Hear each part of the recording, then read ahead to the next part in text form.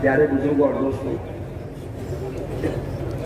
اللہ تبارک و تعالیٰ جب اپنے بندوں پر فضل کرنا چاہتا ہے، ان کو اپنی رحمت سے سرفراز کرنا چاہتا ہے، ان کو اپنی عطا و نوازش سے مالا مال کرنا چاہتا ہے، تو اللہ تعالیٰ ان بندوں کے لیے علم کی طرف آنے کے راستے اور دروازے کھول دیتا ہے۔ اور اللہ جب کسی قوم کو عذاب میں مبتلا کرنا چاہتا ہے یا مٹا دینا چاہتا ہے، تو اللہ تعالیٰ اس قوم پر علم کا دروازہ بند کر دیتا ہے۔ آپ اندازہ کیجئے گا، قرآن پاک میں 6666 آیتیں ہیں، 6666 آیتیں ہیں، جس کے اندر 500 آیتیں ایسی ہیں جو مکمل احکام شریعت کو بیان کیا گیا، فرائض و واجبات کو بیان کیا گیا، نماز، روزہ، زکوٰۃ، حج، صدقات کے مسائل کو بیان کیا گیا۔ لیکن جب اللہ نے قرآن نازل کرنا چاہا تو اللہ نے پہلے نماز والی آیت کو نازل نہیں کیا۔ اللہ نے جب قرآن نازل کرنا چاہا تو پروردگار نے روزے کے احکام والی آیت کو نازل نہیں کیا، زکوٰۃ و صدقات والی آیت کو نازل نہیں کیا۔ اللہ نے جب قرآن نازل کرنا چاہا تو سب سے پہلے علم سے متعلق آیات مبارکہ کا نزول فرمایا۔ سبحان اللہ، علم سے متعلق آیات کا نزول فرمایا۔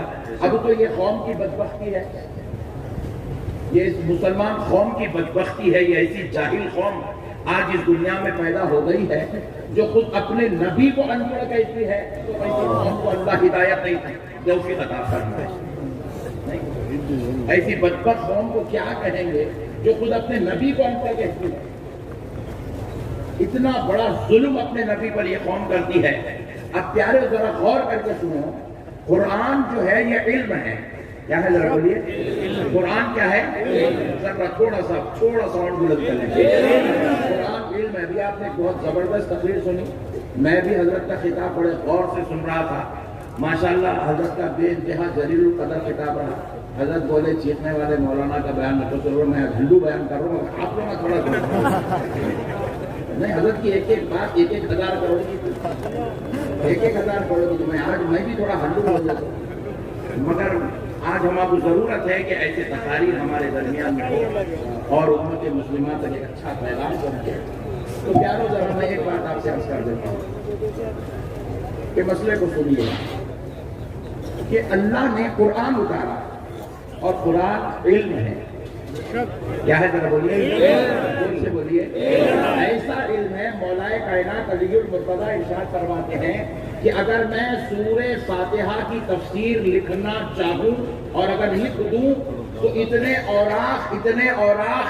اوراق مکمل ہو جائیں گے کہ اگر ان اوراق کو 7 اونٹوں پر ڈال دیا جائے تو وہ 7 اونٹ اس کا وزن نہیں اٹھا سکیں گے۔ صرف سورہ فاتحہ کا یہ عالم ہے، تو آپ اندازہ کرو پورے قرآن کا عالم کیا ہوگا۔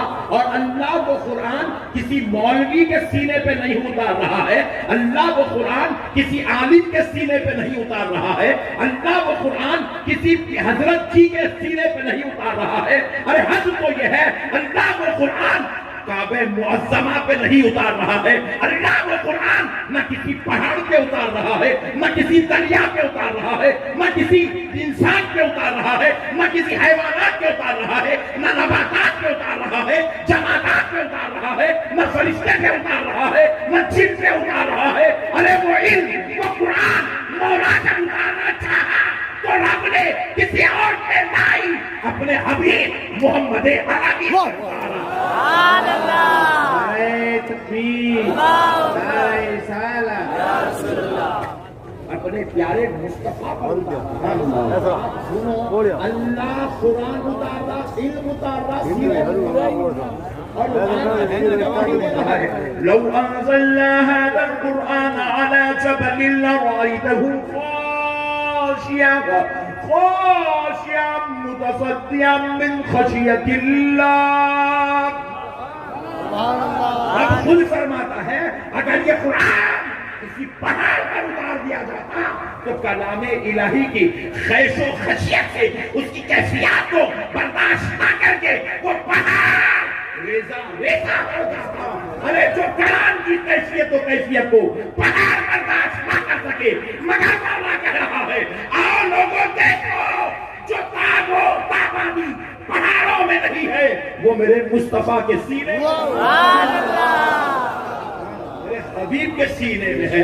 رب پیارے مصطفیٰ پر قرآن اتار رہا ہے, مولا علم اتار رہا ہے, اتار کر کہہ رہا ہے وَيُعَلِّمُهُمُ الْكِتَابَ وَالْحِكْمَةَ. اب علم اللہ بھیجا ہے, علم نبی کے سینے اقدس پر. نبی آ رہے ہیں دنیا والوں کو کتاب و حکمت کا علم سکھانے کے لیے, اور اگر قوم کہے کہ نبی ان پڑھ ہے تو اب بتاؤ ایسی جاہل قوم کو اللہ اگر یہ عذابات نہ بھیجے گا تو اور کیا کرے گا, اور کیا کرے گا. ابھی جیسے حضرت سیف الدین صاحب قبلہ بڑی پیاری تقریر کر رہے تھے, اللہ تعالیٰ ہمارے بزرگ عالم کی عمر میں دراز کی عطا فرمائے. حضرت بتا رہے تھے کہ انسان کو انسان کے ساتھ اخلاق سے پیش آنا چاہیے. مجھ کو آپ کے ساتھ, آپ کو ان کے ساتھ, ان کو ان کے ساتھ, بیٹے کو باپ کے ساتھ, بھائی کو بھائی کے ساتھ, دوست کو دوست کے ساتھ. خدا کی قسم یہی اسلام ہے. لیکن ذرا سوچو ایک گناہگار کا گنہگار کے ساتھ حسن سلوک کرے بغیر گزارا نہیں ہو سکتا, تو پھر ایک امتی کو اپنے آقا کے ساتھ کتنا حسن سلوک کرنا چاہیے. جس کا کلمہ پڑھ کے ہم مسلمان ہوئے ہیں اس نبی سے کیسا ادب کرنا چاہیے, اس نبی کا کیسا احترام کرنا چاہیے, اس نبی کی کس شان کے ساتھ ادب کرنا چاہیے.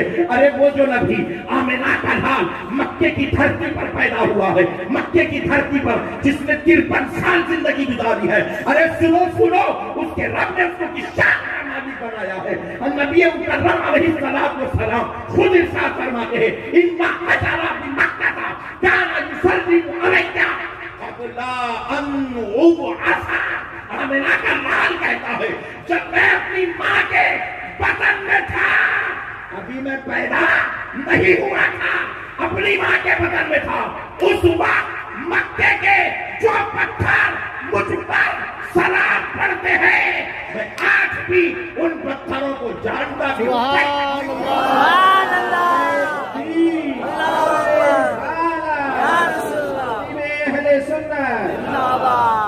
ارے جس کی عزت رب نے پتھروں کے دلوں میں ڈال دی, جس کا احترام رب نے کنکروں کے دلوں میں ڈال دیا, ارے جس کے بلانے پر چھاڑ اپنی جڑوں کو توڑ کے آتا ہو. یہ مزہ سبحان اللہ. اپنا تو صوفی صاحب کی بارگاہ میں آئے, پیسے لینے نہیں دعا لینے آئے. پیسے لینے کی بارگاہ نہیں, پیسے دینے کی بارگاہ. کیونکہ اتنا بڑا کام کر رہے ہیں تو ہم بھی اس میں پارٹیسپیٹ کرنا چاہیے. حضرت بروز محشر غلام حسین جیلانی صاحب کے کا نام پکارا جائے گا. کہاں ہے وہ میرے محبوب کا امتی جس نے باغ چمن سجا دیا تھا؟ تو خدا کی قسم جب غلام جیلانی صاحب کہیں گے حضور میں تنہا نہیں تھا, اے اللہ میں تنہا نہیں تھا, میرے چاہنے والے میرے ساتھ.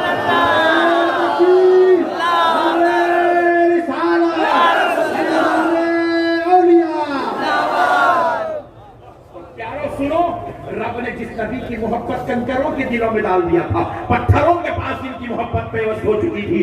ارے سنو, رب نے اپنے حبیب کو بنایا تھا, وہ بلاتا تھا تو جھاڑ اپنے جڑوں کو توڑ کے آ جایا کرتا تھا. ارے رب نے شان کا مالک بنایا تھا, وہ اشارہ کر دے تو چاند 2 ٹکڑے ہو جاتا تھا. ارے شان کا مالک بنایا تھا, وہ ہاتھ اٹھا دے تو سورج پلٹ آ جاتا تھا. اللہ اکبر کبیرہ. میرے پیارو, رب نے اپنے حبیب کو شان کا مالک بنایا, جو ان کو دیکھ لیتا تھا ایمان کی حالت میں ہوتا تو وہ صحابی کہلا دیا تھا. ارے پیارو, اللہ نے جس کو شان کا مالک بنایا ہے تو سوچو اس امت پر اس کے کتنے حقوق ہوں گے, اس کا کتنا ادب ہوگا, اس کا کتنا احترام ہوگا, اس کی کتنی تعظیم ہوگی, اس کا کتنا پیارا ہوگا. جبکہ رب تعالیٰ खुद अपने मुकद्दस मस्जिद में अपनी बारगाह के आदाब नहीं सिखाता कि मस्जिद में आओ तो कैसा आना है, कुरान में लिखा हुआ नहीं है। सजदे में नजर कहाँ होना है, कुरान में लिखा हुआ नहीं है। हाथ नाक के नीचे बांधना है या सीने पे बांधना है, कुरान में लिखा हुआ नहीं है। रुकू में तस्बीह कितने मर्तबा करना है, कुरान में लिखा हुआ नहीं है। रब की बारगाह में आना हो, वजू कैसा करना है, कितने बार मुंह धोना है, कितने बार हाथ धोना है, ये कुरान में लिखा नहीं है। मगर मुस्तफा के आओ तो आवाज कितनी रखना है, ये सुभान अल्लाह, ये कुरान में लिखा है। अरे मुस्तफा के दरबार में आओ तो कौन से अल्फाज नहीं कहना है और कौन से अल्फाज कहना है, ये कुरान में लिखा हुआ है। अरे मुस्तफा के दरबार में आओ तो गुलाम बन के आओ, किस शान के साथ आओ, ये सारा तरीका अल्लाह ने कुरान में लिखा। सुभान अल्लाह। नमाज में बेअदबी हो जाए, नमाज में अगर किसी की निगाह पलट जाए, नमाज में अगर कोई गलत हरकत हो जाए, अल्लाह ने कहीं नहीं कहा तेरी नमाज गायब कर दूंगा, मगर रब ने कहा अगर मेरे मुस्तफा की आवाज से अपनी आवाज को बुलंद करेगा तो तेरे अमाल को गायब कर दूंगा और तुझे पता भी चलने नहीं दूंगा, पता भी चलने नहीं दूंगा। आदाबे दरबारे मुस्तफा हमने किसी सहाबी से या किसी वली से या किसी पीर से बाद में सीखा, मगर हमने आदाबे दरबारे बारगाहे मुस्तफा हमने पहले रब्बे ताला उसके कलाम मजीद के जरिए से सुभान अल्लाह, रब से सीखा है, रब से सीखा है। मेरे प्यारो, अल्लाह उसके रसूल का वास्ता, तुम क्या करते करो तुम्हारी मर्जी, लेकिन खुदा की कसम गुस्ताखी मत करो, बेअदबी मत करो, बेअदब मत बनो। माँ का अदब तुम्हारे ऊपर लाजिम है, बाप का अदब तुम पे लाजिम है। रसूल अल्लाह सल्लल्लाहु अलैहि वसल्लम फरमाते हैं जिस बेटे से उसका बाप राजी है उस बंदे से उसका रब राजी है, जिस बेटे से उसका बाप नाराज है, आमिना का लाल कहता है उस बंदे से उसका रब नाराज है। जरा सोचो, बाप की रजा के बगैर कोई बेटा खुदा को राजी नहीं कर सकता जब तक वो अपने बाप का कलमा नहीं पढ़ता। तो फिर सोचो उसका अदब कितना होगा जिसका कलमा पढ़ के मुसलमान हो रहा है। सुभान अल्लाह, कलमा पढ़ के मुसलमान हो रहा है। बाप का मर्तबा जिस नबी ने बताया है, माँ का एहतराम जिस नबी ने सिखाया है, काबे का तारुफ जिस नबी ने कराया है, कुरान को जिस नबी ने मनवाया है, सोचो मेरे प्यारो उस नबी के अदब का आलम क्या होगा। खुदारा अल्लाह का वास्ता, अल्लाह उसके रसूल का वास्ता, मेरे भाइयों बदअकीदगी को कबूल ना करना, बदअकीदगी को कबूल ना करना। आज बदअकीदों के पास देख लो अखलाक है, इंसानियत है, तहजीब है। ये हमारे हजरत गुलाम हुसैन जिलानी साहब किबला के पास ऐसी बड़ी जामिया एक है, बदअकीदों के पास पूरे हिंदुस्तान में ऐसी 1000 जामिया, 1000 जामियात है। लेकिन इसके बावजूद भी कसम रब्बे जुल जलाल की वो सरफराज नहीं हो सकते, वो कामयाब नहीं हो सकते, वो खुदा की रजा हासिल नहीं कर सकते, वो अपने हबीब को राजी नहीं कर सकते, क्योंकि उन्होंने बेअदबियों को अपनी जिंदगी का जेवर बना लिया है, गुस्ताखियों को उन्हें अपनी जिंदगी का मकसद बना लिया है। बेअदब गुस्ताख, चाहे यारों बस एक बात सुन लो, बेअदब गुस्ताख अगर किसी सहाबी के घर में भी पैदा हो जाए, खुदा की कसम वो जन्नती नहीं हो सकता। हजरत अमीर मुआविया रज़ी अल्लाह तआला अन्हु के घर यजीद पैदा हुआ। कौन पैदा हुआ? यजीद। जोर से बोलिए, कौन था यजीद? सहाबी का बेटा। जोर से बोलिए, और जोर से बोलिए,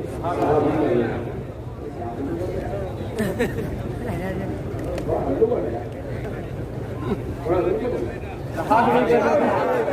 मैं आज हल्लू बोलता हूँ, तुम थोड़ा जोर से बोलो, बोलो जरा जोर से।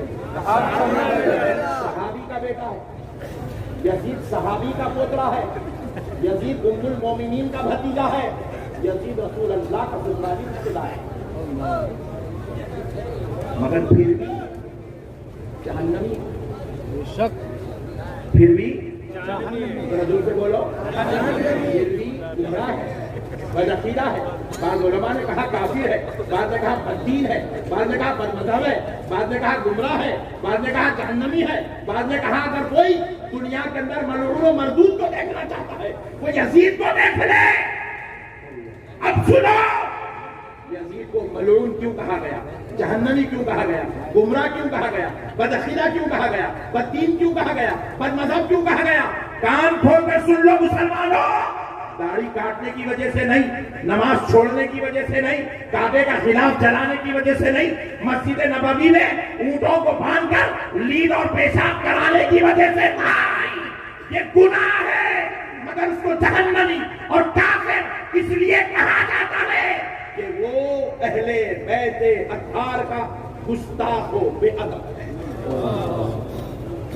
گستاخی اور بے ادبی صحابی کے بیٹے کو، صحابی کے پوترے کو، ام المومنین کے بھتیجے کو، رسول اللہ کے سسرالی رشتہ دار کو جنتی نہیں بنا سکتے۔ گستاخی اور بے ادبی، اتنے عظیم المرتبت لوگوں کے ساتھ تعلق ہونے کے بعد بھی وہ جنتی نہیں ہو سکا۔ حالانکہ کون ہے جس نے مکہ اور مدینے پہ 3 سال تک حکومت کی؟ کون ہے؟ یہ وہ ہے جس کے پاس بعض اوقات جلیل القدر ہستیاں بھی اس کے دربار میں بیٹھی بھی ہوتی تھی، چاہے وہ مجبوراً ہو چاہے کسی حال میں ہو، بیٹھی بھی ہوتی تھی، اس کے باوجود بھی یہ جنت نہیں ہو سکا۔ وجہ بے ادبی ہے۔ خدا رائے مسلمانوں، اپنے اندر ادب کو داخل کرو، اور ادب میں ماں باپ کا ادب بھی ہے، بھائی بہن کا ادب بھی ہے، دوست احباب کا ادب بھی ہے، رشتہ داروں کا ادب بھی ہے، علماء کا ادب بھی ہے، پیروں کا ادب بھی ہے، بارگاہوں کا ادب بھی ہے، مدرسوں کا ادب بھی ہے، خانقاہوں کا ادب بھی ہے، اولیاء کا ادب بھی ہے، مگر سب سے پہلا ادب جس کا تم نے کرنا پڑا اس آمنہ کے نام کا ہمارے اوپر تمہارے قربان۔ نعرے تکبیر، نعرے رسالت، شان مصطفیٰ، علماء اہل سنت۔ واہ واہ واہ۔ ادب، ادب، احترام، تعظیم، نبی کی تعظیم واجب ہے، لازم ہے، ضروری ہے۔ نبی کا احترام ضروری ہے، اس کے بغیر گزارا نہیں ہو سکتا، اس کے بغیر ہماری زندگیاں کامیاب نہیں ہو سکتی۔